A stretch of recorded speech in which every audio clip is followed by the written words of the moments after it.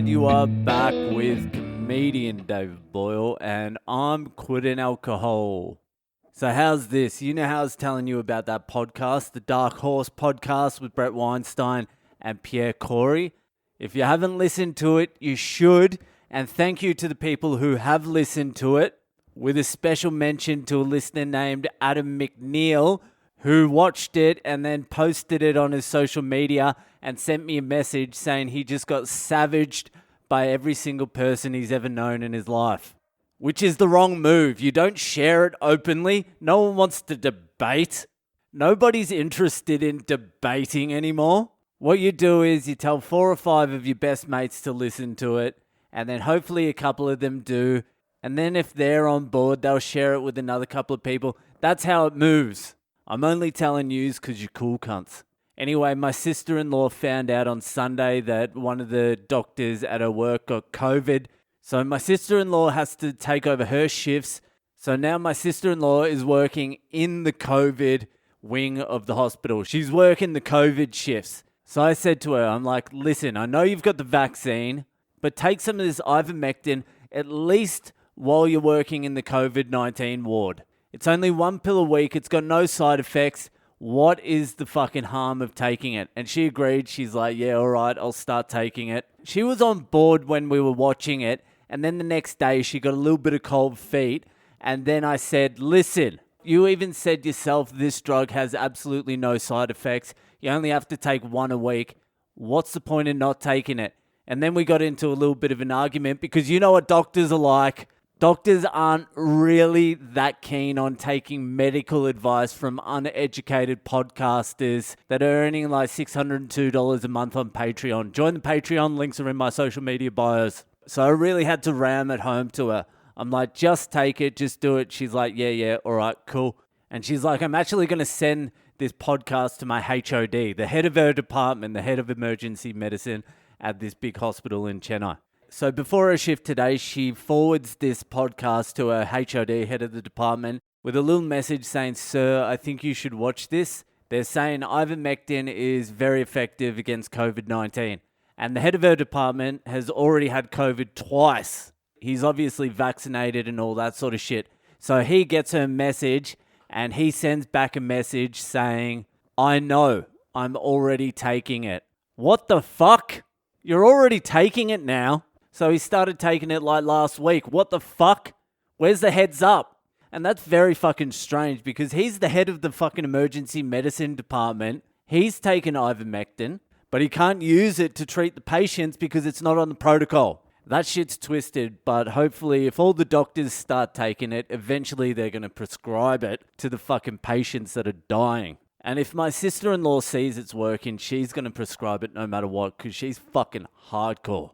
So anyway, I have 200 Ivamectin on the way. You only need to take 1 a week as a preventative, and 1 tablet in India of Ivamectin is 12 rupees. And 55 rupees is $1, an Australian dollar. So 1 Ivamectin tablet is less than 20 cents, and you only need to take 1 a week. So that's 20 cents a week for 52 weeks. So you're protected against COVID-19 for $10 a year. I think I figured out why they don't want Ivamectin coming out. Anyway, that will be the last you hear about Ivamectin from me until it becomes the standard protocol. There's nothing else I need to say about it, and I'm starting to bore myself with the Ivamectin bullshit.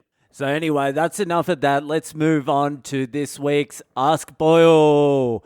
I forgot the fucking tune. I forgot the words to the fucking tune. I was meant to learn it. Ask Boyle. I fucking forget. And I'm not going to be bothered cutting it in this week. But anyway, before I get into it, if you have a question you need answered, it could be anything. You all know the range of my wisdom by now. The more obscure the question, the fucking better. But if you have a question, send it into my social media, Boyle Comedy on Instagram, Facebook, and Twitter, or email it on boylecomedy@gmail.com. So this question comes from a man, Mark, in the US of A. So Mark has recently quit boozing and he sent this in. I have a couple of weddings and a bachelor party coming up in the next 2 months. No one knows I quit besides one of my friends and my wife. Do you have any tips for navigating these events where everyone is drinking besides you? Do you just make up reasons why you stopped or tell the truth? Is there anything I should do ahead of time to make sure I don't give in to peer pressure? Well, Mark, you've come to the right place. You just fucking tell them, Mark. You just say, hey, fuck you, I don't drink anymore. Because if you're going to be a pussy about telling your friends you quit drinking, you're going to be a pussy in the actual quitting the drinking part. You understand what I mean? If you don't have the fortitude to tell your friends that you don't drink, then how are you going to have the fortitude to not drink? And here's something that you'll figure out very quickly, which comes quite unexpected to everyone who gives up drinking. It's that no one gives a fuck. People don't care if you don't drink or drink. They're going to drink. They don't really care. Like every drunk wants someone else to drink with, obviously. But you not drinking is not going to slow them down. You'll take a little bit of heat early on at the wedding and the party and that. But after an hour or two, everyone will be so fucking drunk that they think you're drunk. They forgot you quit drinking and they think you're fucked up. Once you've ridden out the first hour or 2 hours, no one gives a fuck. And that's only early on when you first quit drinking. Later on, they absolutely don't give a fuck. They don't care. Your friends do not give a fuck about you in general. So just go in there, tell them I don't drink anymore. I had to give it away. I never had to explain myself. When I told my friends and family I'm quitting drinking, they weren't like, oh my God, why?